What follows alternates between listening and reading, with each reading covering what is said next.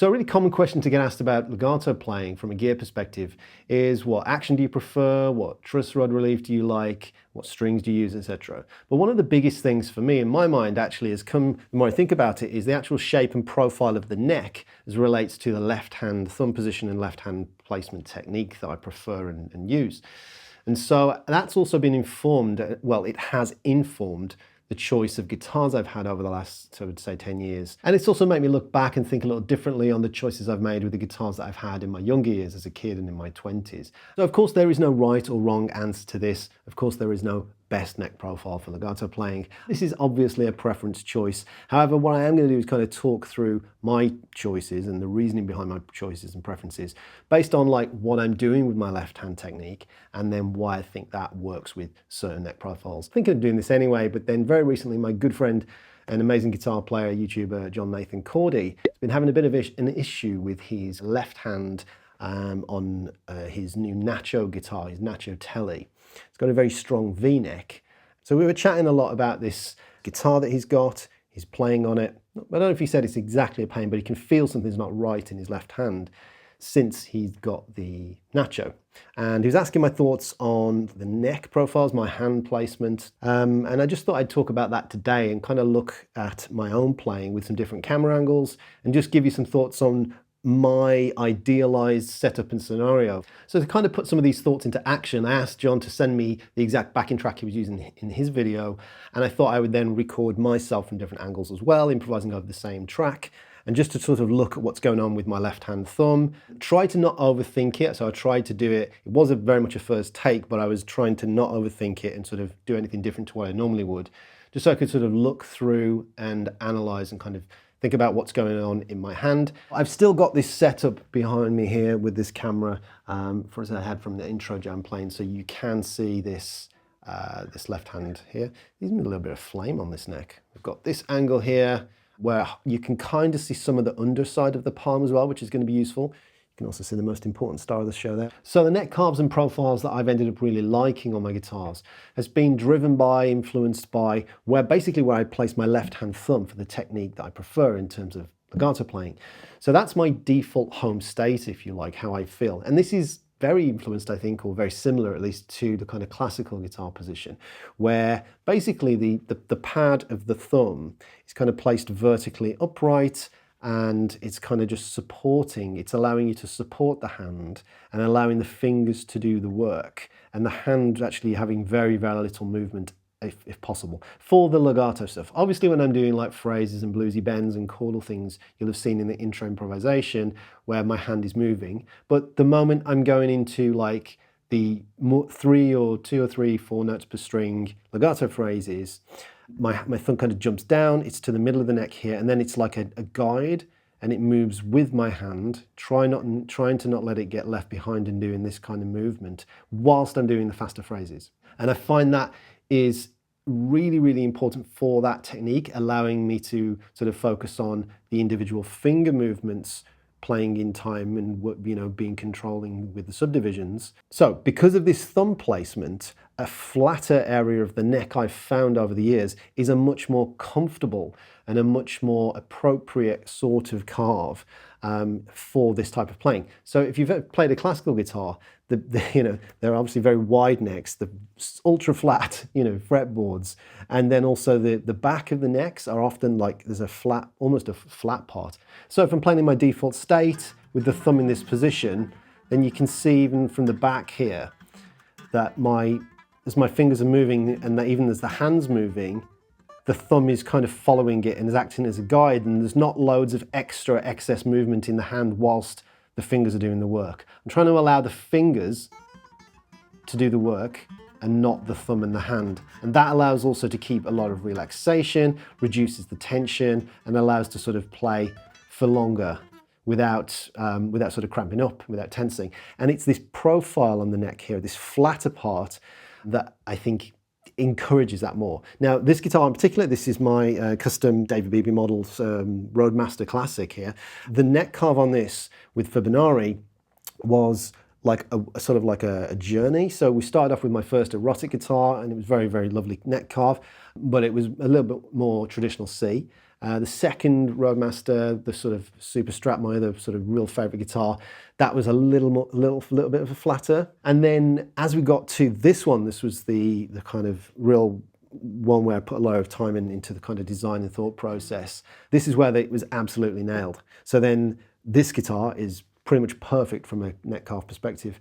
And then also I'll grab the other one after this, the most recent one. Bear with me. This bad boy, the single cut basic jazz. This is a absolutely stunning rosewood neck here. But the carve, as well as the finish and the wood, the actual carve and shape is absolutely perfect. It's very similar to the Roadmaster Strat one. Again, it's exactly the same principle that when I'm playing, the thumb never is so comfortable on this carve that it never gets to go above the middle of the back of the neck. So that's why I really prefer something that's like a modern oval C kind of a shape. And that's kind of where we've ended up with the carves and my preferences with the Fibenare guitars. That really supports and I think encourages that good, in my opinion, what's a good placement for what I try to make my default state of having the thumb in the middle of the back of the neck, allowing the fingers to do the work, not encouraging the hand to kind of flap around from side to side. That to me is what's felt like the most progressive approach to having and improving my control and my stamina for legato kind of playing.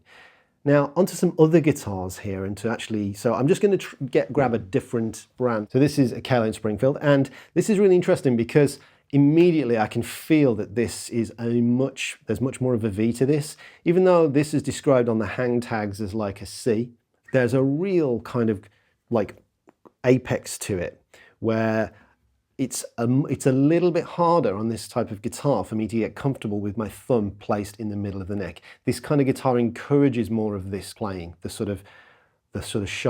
thumb on the shoulder of the fretboard for the more traditional, if you like, I guess, or chords down here, I guess, like this. Obviously there's nothing wrong with that type of playing. It's not wrong at all. It's just different, and it's less conducive to being able to sort of play with the wider stretches, to play faster, 3 notes per string, that kind of a thing. Okay then, so on to what might be the most interesting part of this video. So this is my Ovation Custom Balladeer. I think it was 95 or 96, so again, 30 years old now. And I don't have an electric guitar that's got like an actual official spec'd V carved neck, despite the achey Springfield feeling like a soft V. This guitar, on the other hand, the Custom Balladeer Ovation, has a very hard pronounced V neck. I didn't know anything about neck profiles all the way back then, 30 odd years ago, and I just wanted a Custom Balladeer Ovation because my uncle, godfather, actually had one who introduced me to the guitar, so that's what you do then. So when I got this guitar, I was playing mostly folk music, pop music, and it all just fits fine anyway in this kind of thumb position. But you'll probably be able to see from the sort of sheen on and from the light here that's kind of being cast, just how hard this V is. In fact, there you can kind of really see it. I know there's too much bokeh going on. So I'm just going to put the backing track on and just play along to that track again on the acoustic and try to legato on acoustic and see how that feels with this V-shaped neck. This might not work and the sound won't be right because I'm not actually recording it with a proper microphone, but anyway, let's figure it out.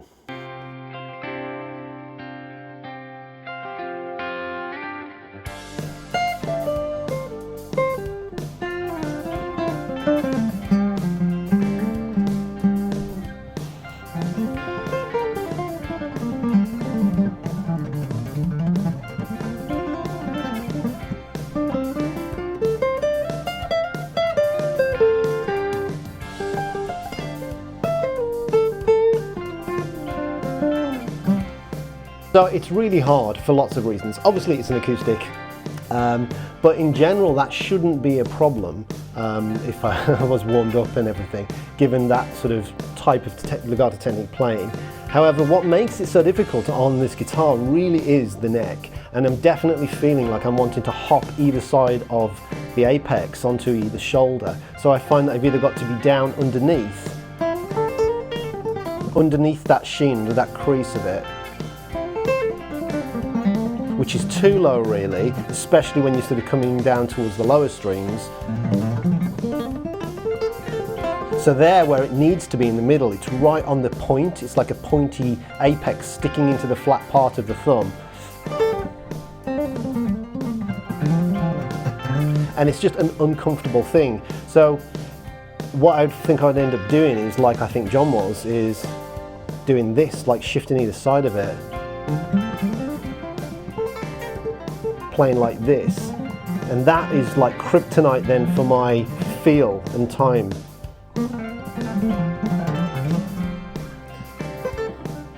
Yeah. Because then I'm compressing up this knuckle here to this part of the thumb into this kind of compressed state, and that stops me working from the fingers. It stops me sort of being in connection to my internal clock and time feel.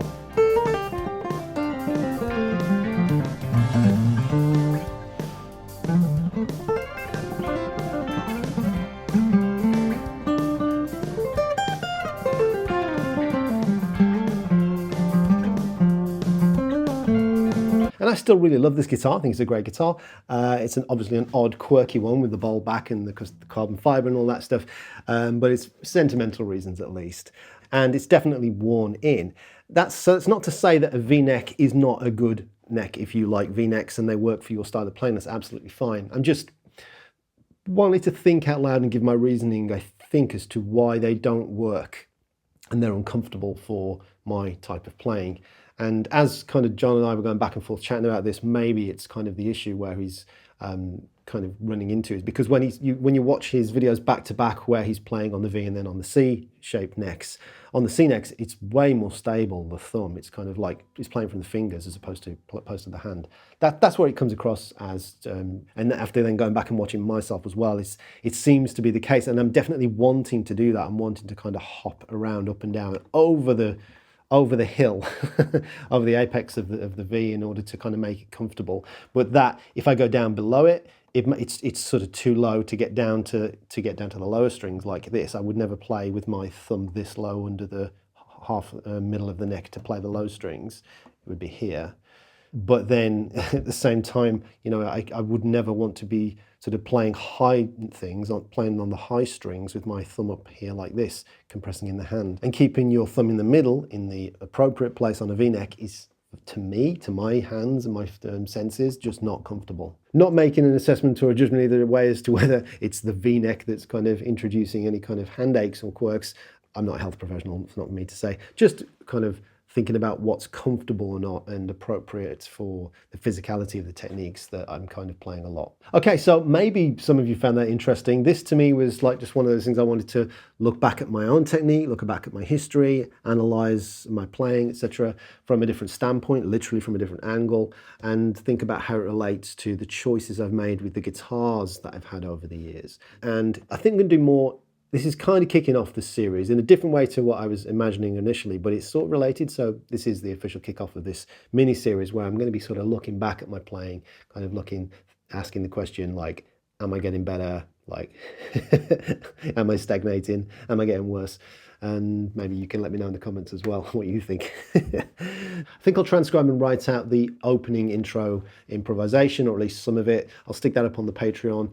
You can get access to my Patreon with all my tabs and backing tracks and that stuff. This backing track, of course, is John Nathan Cordy's, so I'll link to that, to John's Patreon, in the comments as well. Obviously, go and check out his channel and his videos, his Patreon, and his presets, etc. If you've enjoyed the video, do click thumbs up and subscribe, ring the bell, all that good stuff, and check out my links for my courses, my app, solo, down below, the Fibenare guitars, and everything else. It's all down there below. Thanks so much for watching, and yeah, see you again soon. Bye.